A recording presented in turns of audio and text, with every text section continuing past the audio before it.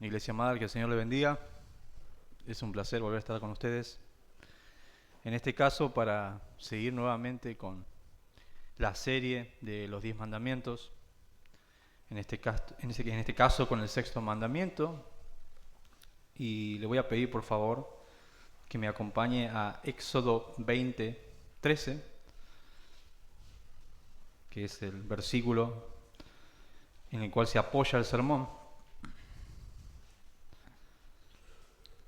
Y este versículo dice, simplemente no matarás. Oramos, hermanos.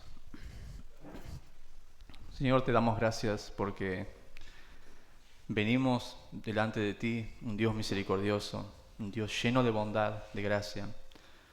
Confesamos, Señor, que muchas veces hemos reducido tu ley solamente a lo exterior, solamente a lo que practicábamos por fuera. Hoy, Señor, nos vas a hablar y nos vas a hacer entender que tu ley es mucho más profunda, va a lo profundo del corazón y va a quedar expuesto en nuestro pecado. Y te pedimos que eso pase para que podamos ver en Cristo la salvación grande, podamos ver en Cristo que Él es la fuente suficiente de amor para combatir el asesinato desde el profundo del corazón humano, Señor. Te damos gracias, te pedimos, Señor, que tú ayudes a este limitado predicador a que pueda enseñar tu palabra fielmente y que no sean sus palabras sino las tuyas. En el nombre del Señor Jesucristo, gracias, Señor. Amén. Y bien, amados hermanos, como siempre suelo hacer, voy a empezar con la ilustración.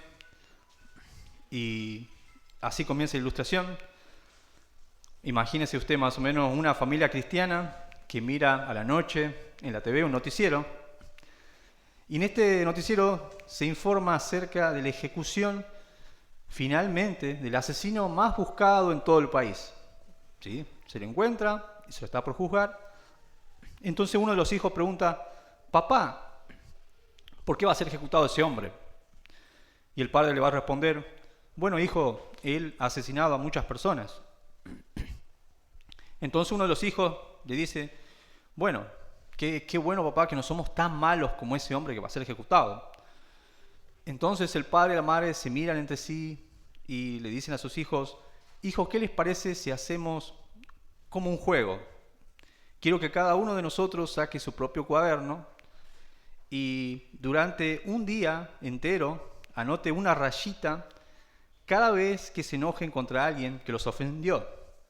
2, cada vez que recuerden lo que la otra persona les hizo hace un tiempo atrás y se enojen por ello.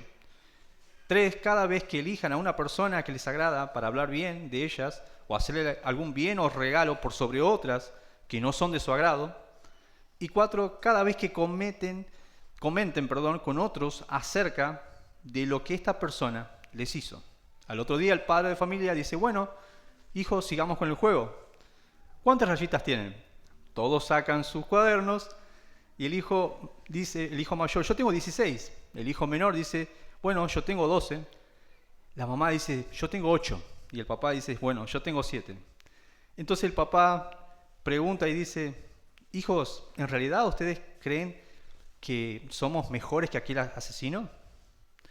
Yo pregunto, ¿qué diferencia hay entre estas cosas que nosotros hicimos y las que él hizo? ¿Sintieron ganas de vengarse? ¿Sintieron ganas de despreciar a uno y amar a otro sin motivo? ¿Hirieron la reputación de las otras personas cuando ustedes hablaban a sus espaldas? Si la respuesta es sí, entonces solo las circunstancias, el miedo a la vergüenza, el miedo a la cárcel, el miedo a la muerte hicieron posible que nosotros no realicemos exteriormente estos deseos que nos invadían por dentro. Las rayitas que se encuentran en cada uno de sus libros significan la cantidad de personas que hubiesen asesinado a ustedes por un día. Porque para Dios el enojo, el odio, la acepción de personas, la venganza, la calumnia son homicidios. Así tal cual como los asesinatos que cometió este asesino serial. Fin de la cita, diríamos todos nosotros. Y la pregunta obligada es, ¿Cuántas rayitas tienen ustedes, hermanos? Bueno, quédese tranquilo que yo tengo un tomo de 12 libros de código Morse, todo lleno de rayitas, y a pesar de que esto puede generar una sonrisa, el tema es realmente serio. Y hoy vamos a ver y vamos a entender la profundidad que el Señor siempre quiso que entendamos acerca de este mandamiento. Y para empezar, voy a empezar por el contexto literario. Este mandamiento forma parte del Decálogo y está en la segunda tabla de la ley, que representa, digamos, la relación entre el hombre y su prójimo. Ya habíamos visto los primeros 4 mandamientos que digamos, indicaban la relación entre el hombre y Dios, y esta segunda tabla de la ley, que así se lo llama, este es el segundo mandamiento de esos 6 que indican y regulan la relación entre el hombre y su prójimo. Y principalmente este mandamiento protege la vida humana que fue creada a imagen de Dios. ¿Sí? Dios siempre quiso que nosotros entendamos el significado y la importancia que Dios le asigna a alguien hecho a su imagen y semejanza. Gracias, hermano. El contexto histórico de este mandamiento refleja obviamente la prohibición de un asesinato injustificado y están dentro de las leyes que regulaban digamos, la vida y la convivencia social en ese contexto de Israel. ¿Y esto por qué es importante? Porque se basa esto en una sociedad tribal. La sociedad judía no tenía primeramente leyes tan estructuradas. Entonces, esto venía de alguna forma a controlar y a calmar las venganzas, las violencias que eran frecuentes. Si no, imagínense que si no hubiera leyes y no se entendería este mandamiento ni siquiera en lo más mínimo, ¿cuántos seres humanos hubiésemos sobrevivido, ¿no? Cualquier persona que tiene algún tipo de encuentro con otra y considera que esa falta fue muy grave, se va a vengar de él, lo va a matar. Y después van a ir los familiares de este hombre y van a hacer lo mismo con su otra familia, y así, y se harían guerras y quedaríamos 1000 personas en todo el mundo. Entonces, para Dios, en ese contexto de Israel y en sí para el mundo, era importante que nosotros entendamos la importancia que Él le asignó desde el comienzo a la vida humana. Y así, habiendo expuesto ya más o menos el contexto literario e histórico de este mandamiento, me gustaría ir a lo que es el verbo, que es matar. Y en la Biblia son 2 expresiones las que siempre tiene la Biblia cuando dice matar en su verbo original, ¿sí? En su idioma original. Hay una que es harag, que es matar en general, sin intención de asesinato, que es, por ejemplo, matar en una guerra, en una ejecución legal, matar animales para comerlos, o matar en defensa personal. En esas circunstancias siempre el matar es sin una intención. Y usted podrá acordarse, por ejemplo, de David cuando mató a Goliat. No había algo personal en eso, no es que Goliat les robaba los caramelos a David cuando era chico. No se conocía. Había un contexto de una guerra en el cual ambos debían defender a sus bandos y a sus países. Entonces no había acá una intencionalidad en esa acción de matar. Pero lo que a nosotros ahora nos va a importar es el significado de esta palabra que significa matar y que en hebreo es ratzaj. Esta palabra ratzaj significa asesinar, pero la descripción es mucho más profunda. Este matar es literalmente, dice la palabra hebrea, es hacer pedazos, o sea, desmembrar. Y no solo desmembrar, sino desmembrar y tirar en pedazos. O sea, hay una clara connotación de humillación. No es solamente asesinar, sino humillar. Es casi como tomar posesión de la otra vida y decir, no significas nada, yo estoy por encima tuyo. Triturar al oponente sería también otra forma de explicarlo. Y entonces, lo que hace hincapié el mandamiento es en la intención. Hay un acto premeditado, hay un acto injustificado y hay intencionalidad. Y ahora, amados hermanos, quería yo apoyarme para que ustedes puedan entender cómo opera el homicidio en 5 expresiones en las cuales la Biblia manifiesta de una manera más clara el homicidio. Y estas son la ira injusta, las palabras destructivas, el odio, el deseo de venganza y la acepción de personas. ¿Por qué hago esto? Porque obviamente ninguno de los que estamos acá ha sido, creo yo, un asesino serial. Entonces entendemos que sí, matar físicamente y exteriormente es un acto malo, pero ¿y qué hay de las intenciones del corazón? ¿Qué hay de aquellas acciones que nadie las puede ver ni las juzga y que pasan desapercibido incluso para los gobiernos, para los sistemas judiciales? ¿Qué haríamos con eso? Bueno, para Dios todo es juzgable. Sabemos que es un Dios infinito en santidad, infinito en justicia, por lo tanto Él va a juzgar cada una de esas intenciones del corazón. Y ahora me gustaría, hermanos, que me acompañe y vamos a hacer hincapié, como decía recién, en 5 expresiones del asesinato y cada una con un texto bíblico. Acompáñenme, por favor, a Mateo 5, 22.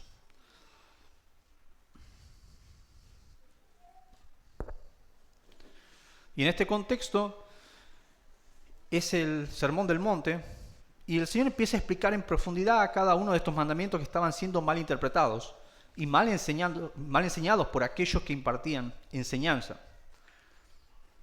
Y dice así, tomando desde el 21, oíste que fue dicho a los antiguos, no matarás, y cualquiera que matare será culpable de juicio. Pero yo os digo que cualquiera que se enoje contra su hermano será culpable de juicio.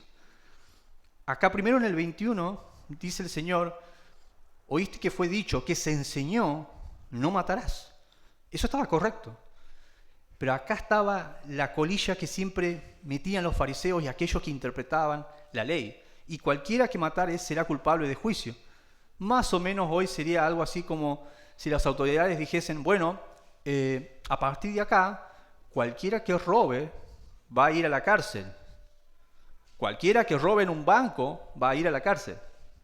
¿Qué hay de los que roban en los kioscos? ¿Qué hay de los que roban en vía pública? ¿No van a la cárcel? Bueno, esto era más o menos lo que el Señor quería decir. No, están achicando, están diciendo solamente el que mate exteriormente será culpable de juicio. Y dice el Señor, no, esto es mucho más profundo. Yo soy mucho más santo, puedo intervenir en cuestiones que el ser humano no puede ver. Siempre el mandamiento fue mucho más grande que esto. Y acá la palabra enojo es orgizomai, que es un enojo interno y sostenido en el tiempo. Es estar irritado, airado, furioso, molesto intensamente, pero es algo que se mantiene. Por eso siempre la palabra de Dios dice, no se ponga el sol sobre vuestro enojo, ni deis lugar al diablo. ¿Por qué? Porque el Señor quiso apartarnos siempre de ese sentimiento pecaminoso que corroe la vida, que sigue estando. Y ahora dice la palabra en Hechos que es culpable. ¿Esto qué significa? Que está expuesto. No indica una probabilidad, que quizás será culpable de juicio. No, esta persona, el ofensor, el que se enoja contra su hermano, ya tiene una acusación. Y en el contexto original, la palabra esta que es culpable de juicio, era un juicio local. Le explico más o menos, era un tribunal local de jueces de cada ciudad. Entonces el Señor dice, cualquiera que se enoja debería ir a esos jueces y decirle, yo me enojé. Yo estuve así 1 mes, 2 meses, no sé por qué, pero miraba a esa persona y como que no la quería ver. No la quería ver. Me dijo algo, hizo una acción, inclusive algo físico. No lo puedo ver. Entonces el Señor dice, no, esto es grave, esto está permaneciendo. Esta conducta empieza a ser un patrón en la vida. No es algo esporádico, no es algo aislado, no es algo que me enojo, se cayó un plato, se rompió. Bueno, me enojo un poco, ya está. Digo, perdón, está bien, me enojé un poco. No, es algo sostenido, es algo que se mantiene. Y en la aplicación, ¿cómo sería a lo de hoy? ¿Qué pasa si un hermano se enoja contra otro? voy yo, como dice Mateo 18:15, le digo, hermano, ¿qué pasa que no hablas con aquel hermano? ¿Pasó algo? Bueno, sí, la verdad que me dijo esto. ¿Y hace cuánto fue esto? Y bueno, fue hace 2 meses. Wow, bueno hermano, está muy mal esto. ¿Has tomado la Santa Cena? Sí. No, esto está mal, creo que deberías cambiarlo. Te aconsejo a que no solamente te arrepientas, si el hermano se arrepiente, bien, buenísimo, pero deberías hablar con el pastor, porque acá dice eso el Señor Jesús. Háblenlo con aquellos quienes pueden juzgar, porque ellos van a saber discernir en qué estado está el alma y se van de alguna forma a asegurar de que este pecado no sea practicado. Entonces, ¿qué pasa si no hay arrepentimiento? Y bueno, a instancias mayores, la misma que indica en Mateo 18:15, ¿no? Después se lo va a tener que decir el hermano, pastor o hermano, este hermano se enojó y no quiere cambiar. Ayúdenlo, amonéstenlo, indíqueles qué tiene que hacer. En algún momento el hermano se tiene que arrepentir, y ojalá si lo fuera. Y ahora vamos a ir a lo que es la segunda parte de esto, hermanos queridos, que son las palabras destructivas. Y vamos a ese mismo texto, no vaya a otro, Mateo 5:22, y esta sería, repito de nuevo, la segunda expresión que indica también un homicidio, que son las palabras destructivas. Y dice, y cualquiera que diga necio a su hermano será culpable ante el concilio. Y acá la palabra necio significa raca. ¿Qué es raca? Es cabeza vacía.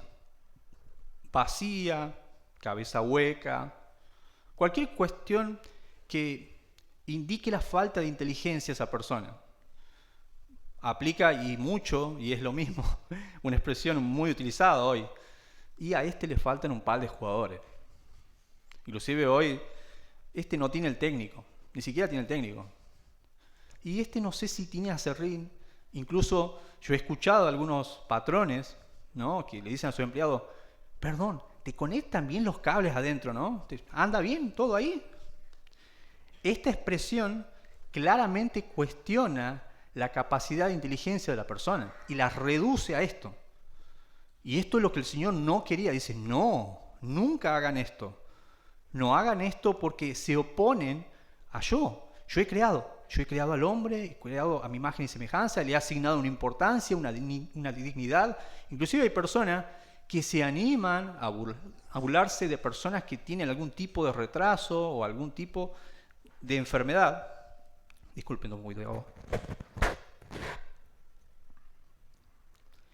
Entonces, esto es todavía aún más grave, porque nos estamos de alguna forma burlando o diciéndole, Señor, realmente no puedes crear a alguien bien.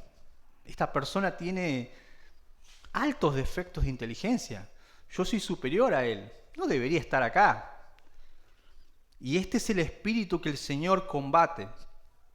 Contra cristianos es todavía aún más grave, porque esto cuestiona no solamente la creación de Dios, sino la obra de Cristo en la persona.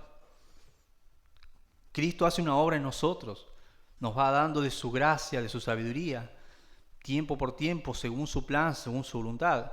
Si yo digo, no, este hermano, la verdad que no sé qué tiene en la cabeza, ¿qué estoy haciendo? Me estoy oponiendo a esa orden de Dios, incluso a esa importancia, como decía, que Dios le asigna a esa persona, que Dios tiene a sus hijos, porque Él ama a sus hijos. Entonces, no solamente es contra incrédulos, sino también, obviamente, y con más razón, contra cristianos. Se agrava aún más este pecado. Y ahora, ¿qué podríamos ver en una aplicación para hoy? ¿No? En ese tiempo, el concilio era una junta de pastores, digamos, de un país, ¿no? Se juntaban los pastores de un país y trataban un tema profundo y complejo. Entonces el Señor dice, inclusive quien dice cabeza hueca, o que dice, bueno, a este le falta un par de tornillos, esa persona debería ir ante personas muy inteligentes del país para que dialoguen su falta. Obviamente en el sentido espiritual, ¿no? Se entiende de personas que entienden. Pero hoy, ¿cómo lo podíamos traducir, ya que no estamos en esa comunidad judía? Una intervención de ancianos o líderes para una corrección más estructurada. Con arrepentimiento está bien, puede pasar obviamente. Esto es lo que indica, digamos, varios estudios que he podido ver. Con un discipulado puede alcanzar y está bien, a menos que haya sido una falta más grave y que alguien haya dicho algo públicamente sobre otro. Este hermano realmente le faltan muchos tornillos. Bueno, ahí sería tratado de otra forma. Pero ¿qué pasa si no hay arrepentimiento? Sí, hermanos, lo que dice el Señor es que efectivamente esta persona debe enfrentar una acusación y puede ser sujeto a disciplina. Y ahora vamos a la segunda palabra de esta expresión, la segunda que compartimos recién, que son las palabras destructivas, y está en ese mismo texto y dice fatuo, ¿no? Y cualquiera que le diga fatuo quedará expuesto al infierno de fuego. Y esta palabra fatuo es moré. Y esto tiene en sí un carácter espiritual, porque moré solamente indica a alguien réprobo. ¿Qué es alguien réprobo? Alguien que no tiene perdón de Dios o alguien condenado. No es simplemente decirle solamente necio, ni tampoco enojarse, sino algo más mayor. Es decir, esa persona no tiene perdón de Dios. En otras palabras, ese hermano va a ir al infierno. Y aquí está la gravedad, porque nosotros no podemos decir así de fácil, este hermano es un inconverso réprobo, un hermano condenado, no va a tener perdón de Dios. Y esta palabra tiene una connotación tan grave que se puede dudar de la falsedad de la profesión de fe de esta persona. Dice así una frase: quien actúe así demuestra que no ha experimentado la gracia que Dios da, porque Dios perdona. No ha experimentado tampoco la maldad de su propio pecado y lo que ello le costó a Cristo. ¿Qué quiere decir entonces con esto? Y si yo llamo fatuo a alguien, digo a un hermano, este está condenado, este no tiene perdón de Dios, este directamente espera el juicio eterno, entonces no estoy entendiendo a la gracia que Dios algún día me dio y la paciencia que Dios tuvo conmigo cada vez que la iglesia, que los pastores, que los líderes, que las enseñanzas que he podido percibir me han ido enseñando y apartándome del pecado. ¿Por qué? Porque el Espíritu de Dios, cuando regenera a alguien, hace entenderle no solamente su gracia, sino el amor. Y el amor es contrario a todo esto. El amor entiende que he sido perdonado y entonces debo responder a esa gracia que Dios me ha dado, dándole gracia también a mi hermano, perdonándole, siendo paciente con él. Hay un ejemplo acá que es el de Job, ¿no? Fíjense aún la sutileza de Job con su mujer. Él le dijo, como una mujer fatua has hablado. No le dijo, sos una mujer fatua. Y si revisamos el dicho de la mujer de Job, dice, maldice a tu Dios. En otra palabra, si yo fueras tú, maldeciría a Dios. Y en otra palabra, ojalá te mueras. Hizo dos gravísimos errores, gravísimos pecados. Y lo que Job hizo es solamente decir, mujer, ¿acaso recibiremos de Dios solamente el bien y no el mal? Entendé, has hablado como una mujer fatua. Lo que vos decís es propio de alguien que no ha gustado la gracia de Dios, de alguien que no entiende la salvación. Necesitas una regeneración, creo yo, mujer. Eso es lo que dice Job. Entonces, de la misma forma que Job trata estas palabras, es la forma que nosotros debemos tratarlas. Porque si no, estamos incurriendo en una falta aún mayor. Porque esta persona, y dice acá, lo que quiere decir quedará expuesto al infierno de fuego, deberá defender su profesión de fe delante de líderes o el pastor. ¿Por qué? Porque hay suficiente evidencia para que ellos le retengan su membresía o se la quiten. hizo todo lo posible para que alguien dude fehacientemente de la obra de Cristo en su vida. No ha tenido en cuenta, como dije recién, ningún aspecto de la gracia, ni el amor de Dios, y ha minimizado a esto la imagen de Cristo en esta persona. Y bueno, si se arrepiente, las funciones no estarían en él nuevamente. Estoy hablando si esta persona tendría una función en la iglesia, se arrepiente bien, sería apartada en un momento de esas funciones. Ahora, si no se arrepiente, las funciones, por ejemplo, y la cena no se debería darse, y la membresía no, ¿sí? Pero bueno, esto es parte de otro tema y de otro estudio, pero más o menos lo que quiero yo es que ustedes entiendan la gravedad de la falsa, de la ofensa. No es algo sencillo, no es algo para tomarlo así nomás a la ligera. ¿Por qué? Porque si hay persistencia, esto puede conducir, obviamente, a una excomunión. Ahora, amados hermanos, vamos a ir al tercer aspecto, que es el odio. Y me gustaría que me acompañen a 1 de Juan 3:15.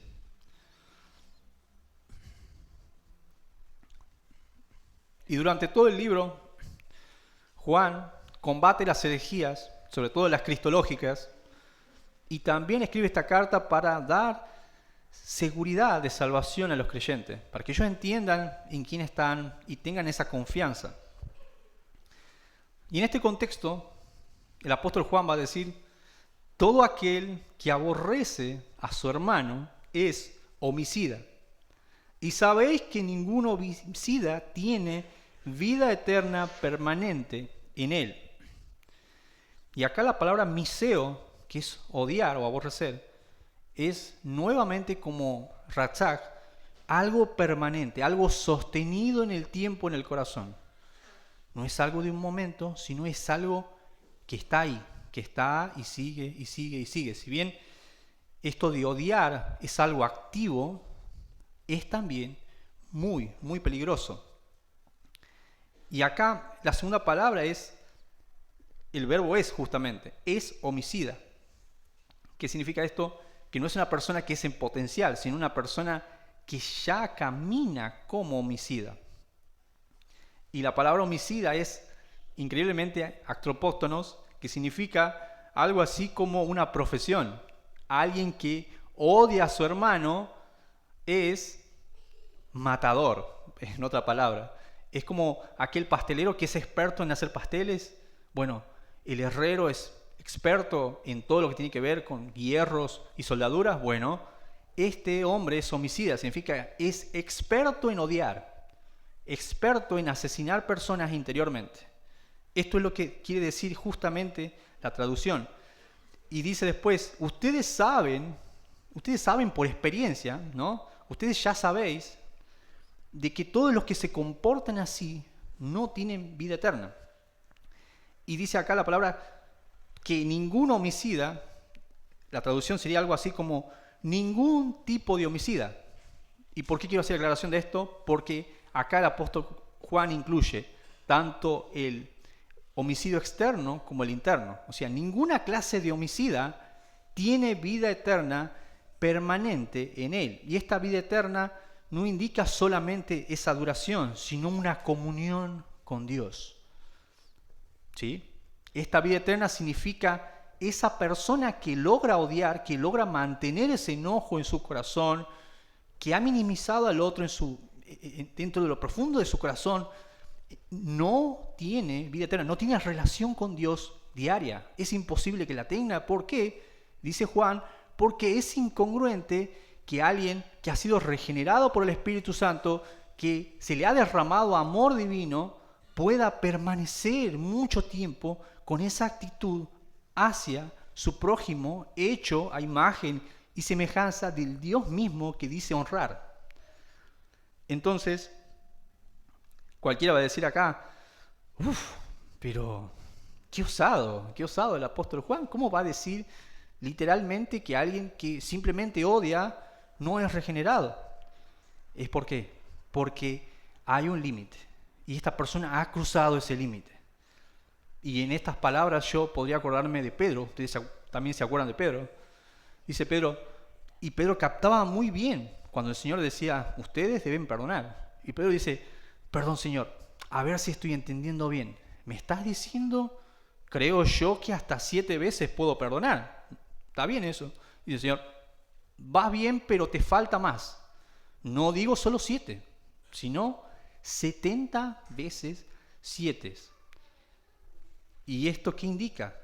¿Cuál es el límite de gracia que recibiste? ¿Cuál es el límite de gracia que recibiste por el perdón de tus pecados? No es mucha, no es eterna. ¿Cuántos pecados hicimos nosotros? ¿Cuántos libros de rayita tenemos? 20 bibliotecas, demasiadas. Dios nos ha dado hoy Leo, tenés solo 7 veces para pecar. No, el Señor da gracia y perdón eterno. Entonces dice el Señor, bueno, como recibiste eso, también quiero que estés dispuesto siempre a perdonar. ¿Por qué? Ni con el odio, ni con las palabras destructoras, ni con decir necio, ni con decir fatuo, yo estoy demostrando de que no existe esa fluidez del amor que Dios se supone que me ha dado por su Espíritu Santo. Y la pregunta sería algo así como esa, hermanos. ¿Hay fluidez? Tú puedes decir y acordarte que de todas las personas que conoces, tantos de la iglesia, con más razón, y tanto del mundo, ¿hay esa fluidez de amor? ¿Hay el mismo trato? ¿Hay esa sonrisa? ¿Hay esa amabilidad, esa generosidad? ¿O hay en alguien que vos decís, uy, no, para que apenas me acuerdo de esa persona, ojalá que ni la vea hoy, por favor? Y si hay eso, hermano, mínimamente pediría que te examines, porque no es el principio por el cual rige la fe verdadera del Señor Jesucristo en nuestras vidas y el amor que Dios ha derramado abundantemente en aquellos que hemos sido regenerados por su gracia. Entonces el Señor le dice, todo esto es posible, ¿no? Está bien que esta frase está en otra parte, pero aplica muy bien para esto. Lo que es imposible para el hombre es posible para Dios. Dios es eterno, Dios es poderoso. Dios te regenera y te da las habilidades para que puedas perdonar, para que puedas no acordarte mal, para que puedas darte cuenta que tus pecados son muchísimos más contra Él que lo que los demás puedan hacerte a ti. Hay un versículo muy, muy hermoso, que no lo lea, por favor, solamente se lo leo yo. Dice Juan 13:35, en esto conocerán todos que sois mis discípulos, si tuvierais amor los unos con los otros. Este es el verdadero cumplimiento de la ley, es el amor. Si amas, entonces es improbable que odies. Es improbable. No puede pasar. Y así, amados, vamos al cuarto punto, que es la venganza. Me gustaría que me acompañen, por favor, a Levítico 19:18.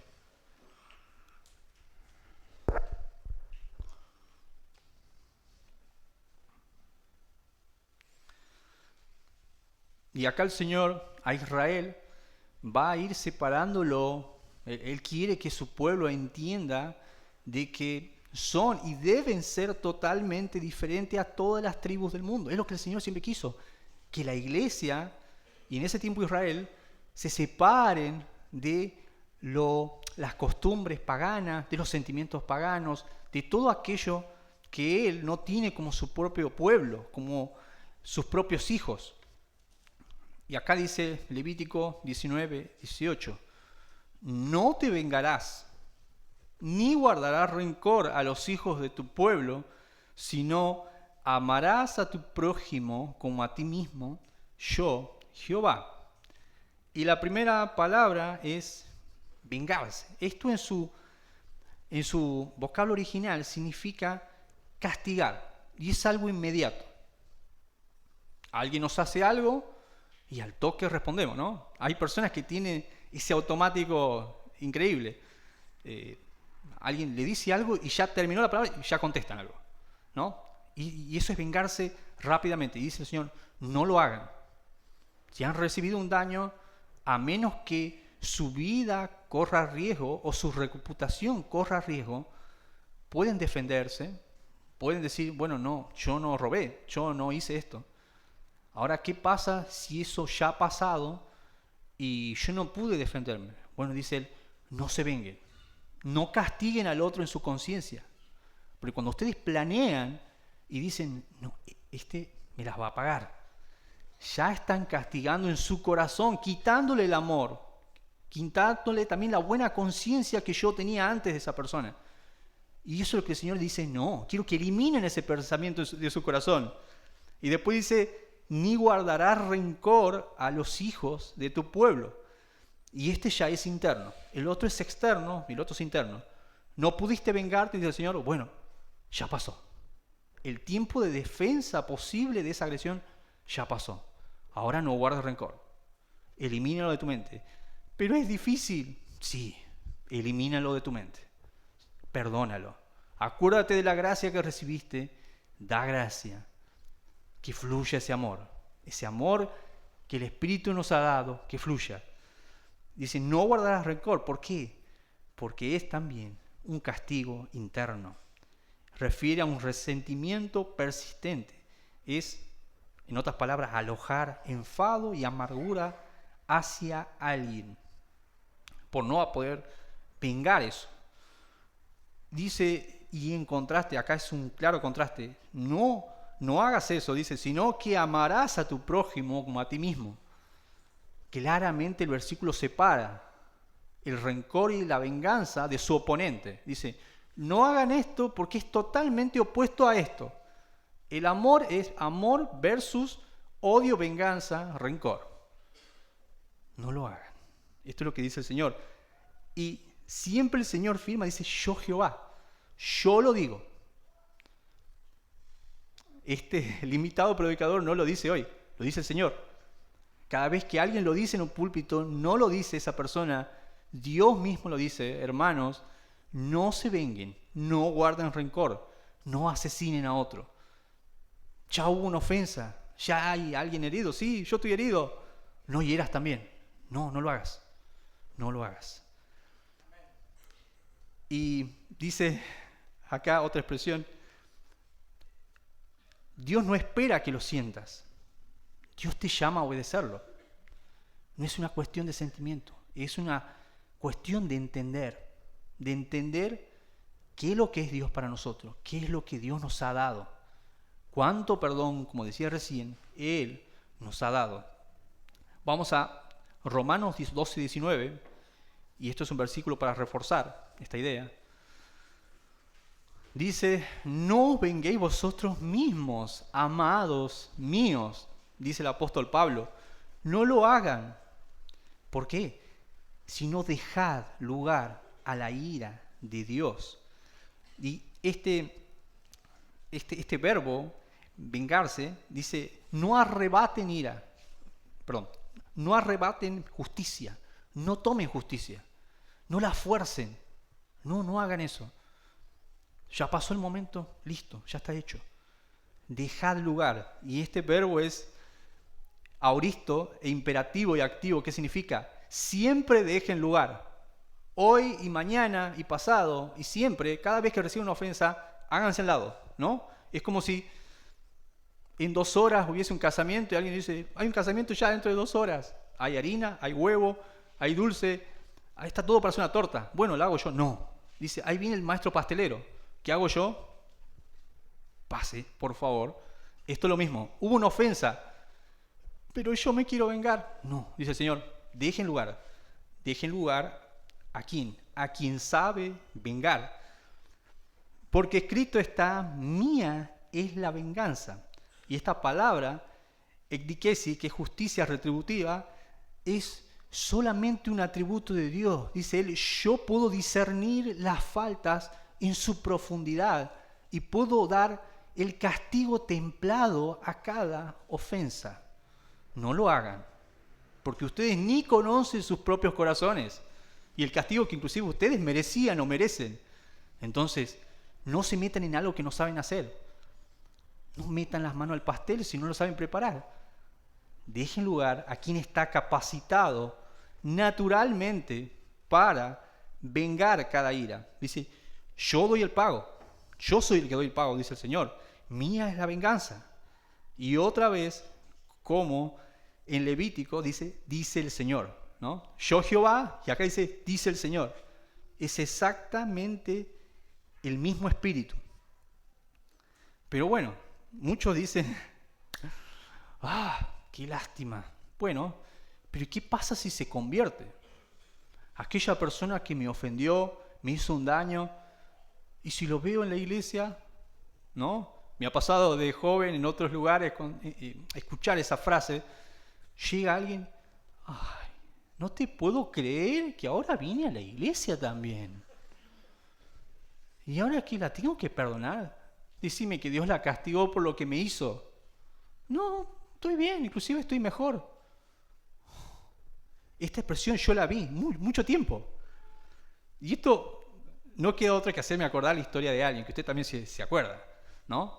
A alguien que Dios le dice, andá y predicá allá a Nínive, ¿no? Porque yo lo voy a destruir en 40 días. Dice Jonás, me voy allá, rápido. Lo conozco a Dios, sé cómo es. Sé que es probable que perdone. Jonás siguió, usted ya conoce la historia, terminó adentro del pez, y aún adentro del pez, Jonás ora, Señor, está bien, yo me arrepiento, no voy a hacer más esto, voy a ir afuera, voy a ver tu salvación, por favor. Y el Señor dice, bueno, ándate. Entonces sale Jonás como una milanesa, dado vuelta, ¿no? Vomitado del pez, dado vuelta en la arena, y empieza a caminar Jonás y dice, bueno, aunque sea, voy a dar el mensaje, pero son tan malos que no se van a arrepentir. Porque, para darles el contexto de lo que eran los ninivitas muchas veces invadieron a Israel y sacaron personas. En una de esos cautiverios se entiende que sacaron más o menos 30.000 personas y asesinaron a muchos líderes judíos de maneras escalofriantes, casi de películas de terror. Los dejaban colgados los dejaban. Eran tremendos. Es más, se dice que también abusaban y violaban mujeres. Entonces era terrible la maldad que tenían los ninivitas, que era el pueblo asirio. Entonces todo esto tenía Jonás en su cabeza y él decía, pero me acuerdo de mi tía, qué sé yo, de mi hermana, de todas esas personas que esto la mataron. Entonces este es el momento que Dios va a darnos justicia, dice él, tiene que caer. Entonces él va, anuncia, y cuando termina de anunciar casi como que se va, el Señor le dice, ¿sabes qué no? Los voy a perdonar. Entonces Jonás dice, no puede ser. Se apesadumbró de una manera increíble. Dice, no. Y lo dice Jonás, y dice ahí, usted después léalo, dice, yo sabía, cuando me iba a Tarsis, yo sabía que esto iba a pasar. Sabía que eras misericordioso, grande en misericordia, que te dueles del castigo. Lo sabía. Por eso, dice, por eso me fui a Tarsis, está literal. Por eso me fui a Tarsis, porque quería escapar de hacer esto. ¿Por qué? Porque Jonás era un homicida. Era un hijo de Dios, pero tenía ese pecado. Y él se apartó allá en la ciudad, dice que en la orilla de la ciudad se sentó ahí, dice que se sentó a esperar, ¿no? Seguramente él, si hubiese pochoclo, estaría con pochoclo bueno, me como un pochoclo y acá me siento a ver. Ojalá, dice el Señor, y dice el pasaje bíblico, se sentó a ver lo que pasaba. Entonces, por ahí el Señor, alguno de estos comete otro crimen y el Señor se arrepiente y de nuevo los castiga. Entonces me voy a quedar a esperar acá, a ver qué pasa. Pasaba el tiempo, de repente nace una calabacera, ¿no? Que es una higuera de castor. Una planta que según los historiadores crece de un día para otro y da muy buena sombra. Entonces Jonás se va debajo de la higuera y dice, qué lindo, qué hermosa esta higuera. Dice que estaba contentísimo. Al otro día un gusano la muerde. La higuera se seca, se va. El sol sale y lo hiere a Jonás de una insolación impresionante que dice que él se desmayaba del dolor. ¿Y qué decía Jonás? No puede ser. además de que estos reciben perdón, ahora yo estoy acá insolado. No, esto no es posible. Entonces, y acá casi que me salían las lágrimas, hermano, cuando veo el argumento del Señor. Dice, bien, Jonás, estás enojado. Dice, vos no hiciste crecer esa calabacera. Obviamente la metáfora era, tampoco estuviste cuando nació cada ninivita, que yo algún día iba a regenerar. Porque se entiende que de esos ninivitas muchos creyeron, muchos se arrepintieron, se compungieron de corazón cuando por primera vez escucharon el mensaje de Dios. Por primera vez. Entonces dice, vos no estuviste ahí. Eso tiene un día. Los habitantes tienen 50 años, 40 años, 19 años, 80 años. Y además hay muchos animales. Vos sos creador, vos sos omnipotente, vos les diste vida, vos has vivido con ellos, has sido compañero de ellos cada vez que ellos tal vez decían, bueno, estoy mal lo que estoy haciendo, habrá alguien que me ayude. Entonces Dios dice, yo estuve con ellos ahí. No te he dado a vos decir quién debe morir y quién no debe morir. Yo soy el Dios eterno. Te puede dar más pesar esa calabacera que 120.000 personas. Y esto realmente es increíble. Es una respuesta de gracia increíble. ¿Por qué? Porque eso significa que estas personas nunca habían recibido una sola vez el mensaje. Era la primera vez que lo hacían. Y ellos no podían discernir entre su mano derecha y su mano izquierda. Los judíos no. Desde niños recibían instrucciones. Pero el Señor es misericordioso. Y a nosotros no nos toca decir cuándo alguien debe recibir juicio o gracia. Nosotros estamos acá en el mundo ¿para qué? Hermanos, muchas veces para sufrir ofensas. Pero la pregunta sería, ¿Dios recibió ofensas por nosotros? Sí, nosotros ofendemos diariamente al Señor. El Señor nos ha perdonado, ha sufrido nuestras transgresiones, ha sido molido por nuestros pecados. ¿Quiénes somos nosotros para no recibir ofensas? Dice el Señor, hijos, yo los he dotado de amor, den gracia. Expongan, saquen afuera ese amor que yo les he dado. Y como dice el versículo, en eso van a darse cuenta quiénes son de Dios y quiénes no. Entonces, hermanos queridos, vamos así al último punto, que es la acepción de personas. Y acompáñenme por favor a Santiago 2. Y vamos a leer 3 versículos. Después usted puede leerlos bien en casa. Dice Santiago 2:1. Hermanos míos, que vuestra fe en nuestro glorioso Jesucristo, Señor Jesucristo, sea sin acepción de personas. Y para más o menos leerle, le voy a leer rapidito. Porque si en vuestra congregación entra un hombre con anillo de oro y con ropa espléndida, y también entra un pobre con vestido andrajoso, y miráis con agrado al que trae la ropa espléndida y le decís, siéntate tú aquí en buen lugar, y decís al pobre, estate tú allí en pie, o siéntate aquí bajo mi estrado, no hacéis, y este es el verbo que quiero recalcar, no hacéis distinción entre vosotros mismos, y venís a ser jueces con malos pensamientos. Y esta palabra 6 está también en auristo pasivo, que significa, ¿no hacen siempre ustedes de la misma forma? Cada vez que llega alguien, ¿no hacen siempre lo mismo? ¿No actúan por las inclinaciones de su corazón, por la conveniencia? Entre un hermano, en este caso, era algo de posición económica, pero usted póngale cualquier cosa, cualquier favoritismo que puede darse dentro de la iglesia y fuera de la iglesia, en el cual usted diga, este me agrada menos y este me agrada más. ¿Por qué? No sé, pero a mí me parece así. Bueno, el Señor dice, no. Ni por inteligencia, ni por posición económica, ni por lazo familiar. El juicio de ustedes debe ser templado. Si han aprendido justicia y están aprendiendo justicia de mí, dice el Señor, aprendan a ponerla en práctica justamente. Dice, vienen a ser jueces con esos malos pensamientos. O sea, pensamientos que se oponen diametralmente a Dios. Dios dice una cosa y nosotros decimos, no es así, Señor. Yo no le asigno esa dignidad a esa persona, se la quito y se la doy a esta, porque así me gusta. El Señor dice, no, está obrando mal. Bueno, y muchos dirán, pero ¿hay una relación real con el homicidio? Sí. Si usted va al versículo número 8, dice, si en verdad cumplís la ley real conforme a la Escritura, amarás a tu prójimo como a ti mismo, bien hacéis. Muy bien.